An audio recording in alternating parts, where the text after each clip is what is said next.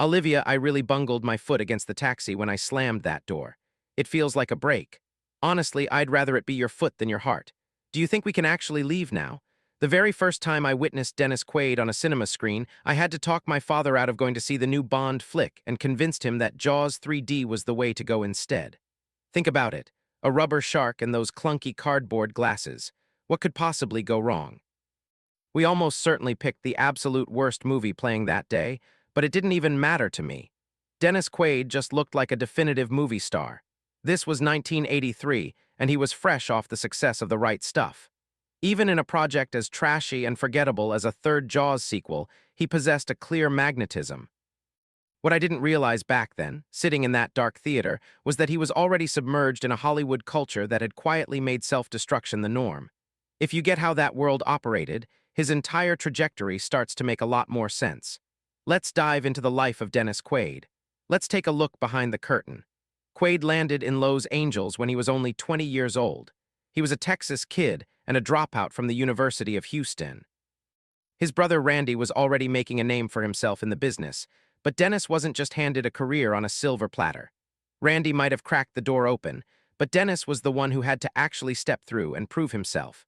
Breaking Away in 1979 served as a quiet but vital milestone. It was a modest, heartfelt movie where he portrayed one of the local townies who was a bit older than the college kids. He wasn't the protagonist, but it was the kind of secondary performance where you really notice someone who is funny, realistic, and harboring a touch of sadness beneath the surface. People in the industry began to take notice. The Hollywood he was entering had become unmoored. The old-school studio restrictions had vanished. The new Hollywood movement had shifted the power into the hands of the directors, which was creatively thrilling, but it also fostered an environment where the boundaries were fading on almost every level. Cocaine wasn't some dark, hidden secret back then. It was part of the atmosphere, a social staple, and sometimes even a line item in a film's budget. Quaid has allegedly mentioned that he started using within just a few months of arriving in town, not out of some grand rebellion, but simply because it was always there in the room. And when you're only 20, a newcomer trying to keep pace with people who look like they have the world figured out, the environment around you dictates the rhythm of your life. If there is one specific turning point where you can look at him and say this is where he transitioned into a heavyweight actor, it's likely The Right Stuff. Philip Kaufman's epic about the Mercury astronauts remains an absolute masterpiece. It runs for 3 hours, and there isn't a single frame that feels unnecessary. It's a work of American myth-making that simultaneously picks apart the very legends it's creating. The ensemble is incredible, featuring Ed Harris as John Glenn and Sam Shepard as Chuck Yeager.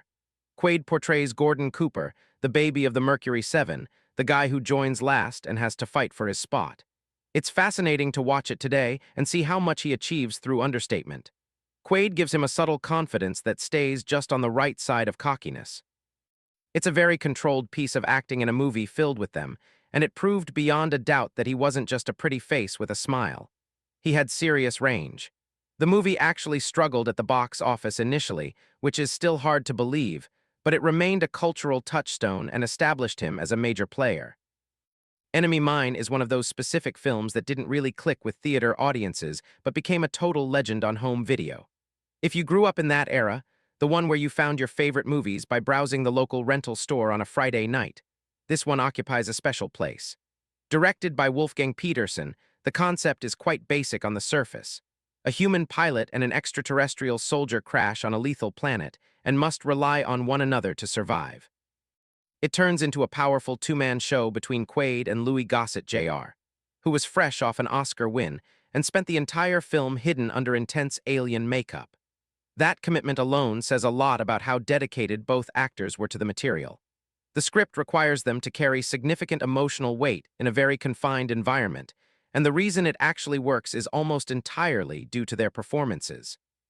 It's easily one of my favorite things he's ever done, and I think the VHS generation would agree. It was the kind of movie you de-watch, rewind, and immediately play again. Then we had Inner Space. I actually went to see that movie 4 separate times before it finished its theatrical run, and I'm not even slightly ashamed of that. Joe Dante was the director, having already made a name for himself with Gremlins. The story was a play on Fantastic Voyage, where a test pilot is shrunk down and accidentally ends up inside the body of a neurotic grocery store clerk played by Martin Short. What follows is a frantic comedy that doubles as an action movie, but at its core, it's about a guy who has been skating through life on his looks and finally has to find some actual substance. The character of Tuck Pendleton is the sort of part that seems a lot easier to play than it actually is. He has to be self-assured, physically commanding, and a bit reckless, all traits that look effortless but require a lot of technical skill to make believable. Dante often spoke about how well Quaid grasped the character's internal struggles, the way the bravado was just a thin layer over a very real vulnerability, and how the swagger was essentially a shield. He played that contrast perfectly, giving the movie its heart. His chemistry with Martin Short is the engine of the film. That partnership only functions because Quaid plays the straight man to Short's frantic energy without ever looking down on it. They are a classic comedic duo even though they are rarely physically in the same space. Like many of his films, it didn't set the box office on fire, but it built a dedicated following. Looking at it now, it still holds up beautifully. By the time he was filming The Big Easy, he later confessed that he was barely sleeping an hour a night. It's a fantastic movie, a gritty New Orleans noir with intense chemistry between him and Ellen Barkin, and the work on screen is solid. But behind the scenes, things were starting to unravel. He has described his drug use during that era in almost clinical terms, noting how it had become so normal that it didn't even feel like a decision anymore. It was just the way he functioned. Great Balls of Fire arrived in 1989, and he gave that role everything he had. He dropped a lot of weight, studied Jerry Lee Lewis with an obsessive focus, and did his own piano playing whenever possible. He delivered a performance that was slightly unhinged, a level of intensity that the movie itself might not have fully earned.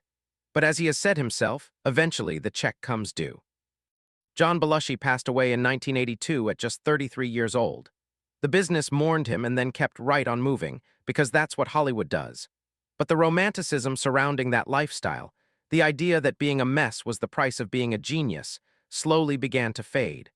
When Chris Farley died in 1997 at the same age and under very similar circumstances, it became impossible to see it as a poetic tragedy anymore. It wasn't cool or edgy, it was just a sad, repetitive cycle. Quaid was witnessing all of this while trying to prevent his own life from falling apart. He's recounted a specific moment during a gig with his band. He's always been very dedicated to music, where everything just collapsed in the middle of a set, and he realized exactly where his current path was leading. He checked into rehab, and his career entered a much quieter period.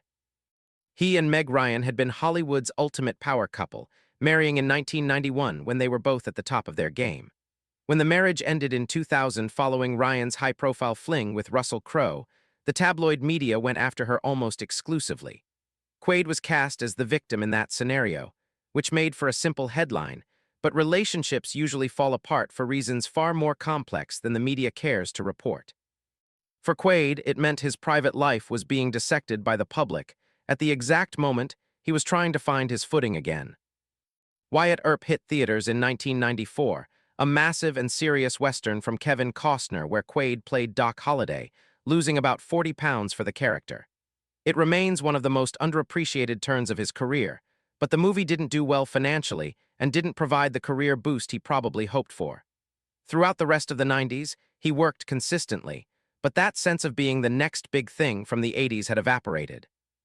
It felt less like a rising star and more like an actor just trying to navigate the waters.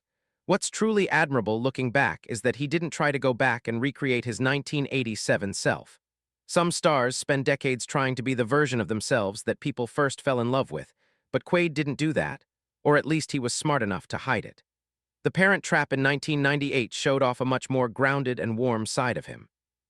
Any Given Sunday allowed him to show some grit in a loud, aggressive Oliver Stone movie, and he managed to stand out in a cast of heavy hitters. Then there was Frequency in 2000, a truly overlooked sci-fi thriller centered on a father and son connecting across decades through an old radio. Quaid plays the father, a fireman who passed away years prior, and he serves as the emotional anchor of a story where he isn't even physically present for most of the interactions. There are moments in that movie that are incredibly moving because he plays the grief and the love with total sincerity, never letting it become sappy. The Day After Tomorrow put him back at the center of a massive blockbuster, and he carried it without needing to be the loudest person on screen. Films like Traffic and Far From Heaven proved he could excel in supporting roles without needing the entire production to revolve around him. That's a specific talent that not every former leading man possesses. He remarried in 2020 and has been very open about his journey with sobriety and the perspective he's gained, often reflecting on what those difficult years actually cost him. His appearance in The Substance felt like a very intentional move, a film that critiques the industry's fixation on youth and perfection, where Quaid plays a repulsive, self-serving TV producer. It's a smaller role, but it carries a lot of weight because of his history. Someone who has actually been inside that grinder can bring a depth to that kind of character that a younger actor just can't touch. And the projects haven't stopped. In 2024, he took on the role of Ronald Reagan, which feels like either the natural conclusion for a certain kind of actor or just another job, depending on your perspective. Either way, it's a massive shift from his days in Jaws 3D in 2025. His crime thriller Sovereign, where he plays a local sheriff, got great reviews at Tribeca. He's still finding quality work and doing it with a steady focus rather than a need for attention. It would be very easy to look at his life as just a cautionary tale. Hollywood nearly broke him, but he made it out alive. However, that misses the more compelling part of the story. He entered the business at a very specific time when the old rules had dissolved and the culture didn't view self-destruction as a red flag. He flourished in that world, created some truly lasting work, and was nearly destroyed by the environment.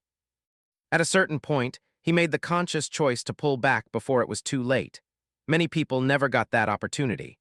Quaid had a moment of clarity, and he actually followed through on it, which is much harder than it sounds when you're still being celebrated and the invitations to the party are still coming in. I recently rewatched Inner Space, and while sitting there, I think I finally realized why Tuck Pendleton resonated with me so much and why those types of characters from that era were so impactful. There was something about the men in those movies that was genuinely interesting. They weren't indestructible heroes who knew everything. They were like Tuck, brave, hilarious, giving it their all, and clearly making it up as they went along. They were bold on the surface, but full of doubt underneath. That version of masculinity felt worth looking up to, not because they were perfect, but because they were genuinely trying, even when they didn't have the solutions and weren't ready to admit it. There's a parallel to Quaid's own life there. He was a man who projected that same confidence for a long time while dealing with a much more difficult reality in private. The bravado and the fragility existed together, just like his characters. The cool part is that he's still that same guy, just with more of the real story out in the open now. And honestly, that makes the whole journey mean a little bit more. Thanks a ton for hanging out and watching this one. If you liked this deep dive into Dennis Quaid's career, please do me a huge favor and hit that like button, drop a comment with your favorite Quaid movie, and subscribe if you haven't already. It really helps the channel out. I'll see you guys in the next video.